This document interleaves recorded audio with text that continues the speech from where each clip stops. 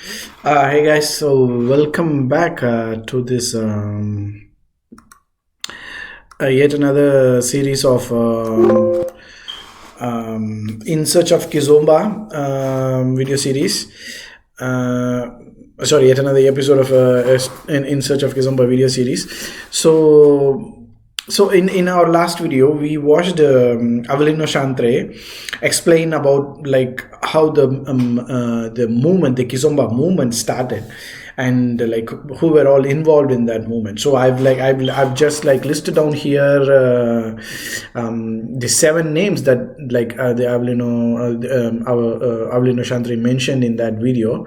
So these are the 7 names like Kwenda Lima, Helio Santos, Barbosa, Tomas, Keita, and Maestro Petchu, and Antonio Banderas, and Avelino Chantre. So in like going forward, we'll have a look at all of these dancers and like try to understand their style, and then see what it looks like. So this is my understanding, like what about what Avelino Chantre said. Like those who have not watched earlier, we just like a quick recap. So Avelino Chantre met with these other 6 people, and in 1998, sometime around, and I kind of exchanged, shared their knowledge about like about the dance. And I believe they decided to name it Kizomba as opposed to Pasada, because Pasada was like Pasada is prevalent across all the Palop countries, and these dancers are like either from Cape Verde or Angola or Mozambique. So I'll tell you who's what here. So Kwenda Lima is from Cape Verde. Helio Santos is again from Cape Verde. Barbosa, I believe, again is from Cape Verde. Tomas Keita, I think, is from Guinea-Bissau. I'm sorry, did I mention Mozambique? No, it's Guinea-Bissau. And Maestro Petchu, I think, is from Angola. And Antonio Banderas, again, is from Bandera. Sorry, Bandera is from Angola. And Avelino Chantre, again, is from Cape Verde. So you have like 1, 2, 3, 4. 4 of the dancers are from Cape Verde, 1 from Guinea-Bissau, and 2 from Angola. So in these countries, pasada is a common term that is used. Pasada is like if you dance Kizomba, pasada is actually the very basic of what constitutes Kizomba. The front, like 2 basic, 3 basic, and 4 basic, and like, you know, retroceso and virgula and all that. I guess nothing more than that is pasada. So we'll go through one by we'll watch a few videos of each of these dances and try and understand their style. So let's first go with Kwenda Lima. If you have seen my previous videos, I've made many videos of Kwenda Lima, because he's one of the most popular Kizomba dancers. He's also like my personal favorite, and he's a very, very, very popular figure in the Kizomba community. So we'll quickly browse through his some of his dances and then try and understand his style.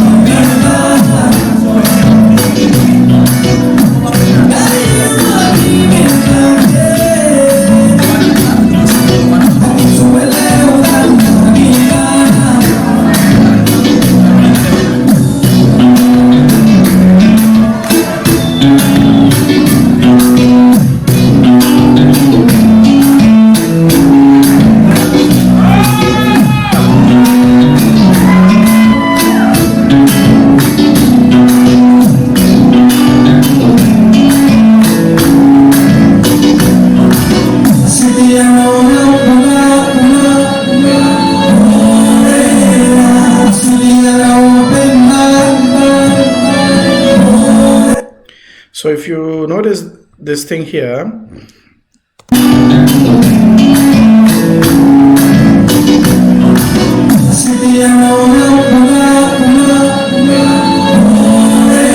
this is something unique to Kwenda Lima's style, I would say. I've never seen other dancers except for Albir. I've never seen anyone else do this do this type of move. I believe it is his own personal style. Okay, let's watch a different video.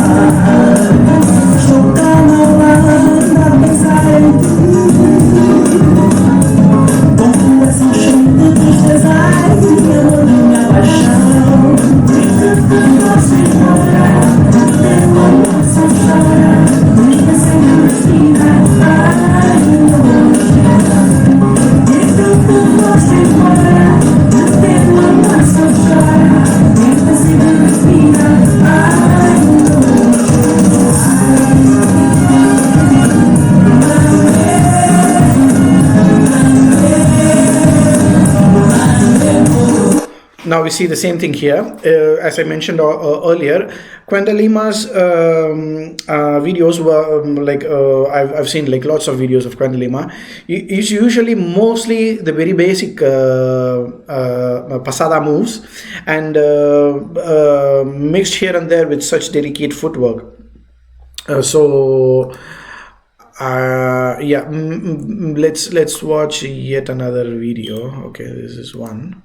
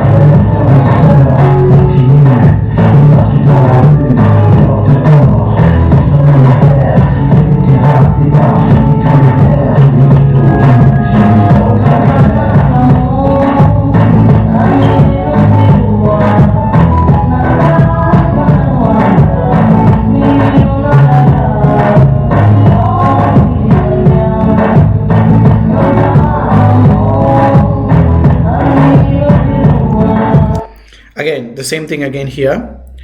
So mostly it's musicality, some basic pasada and musicality and some interesting footwork. And last video, and then we'll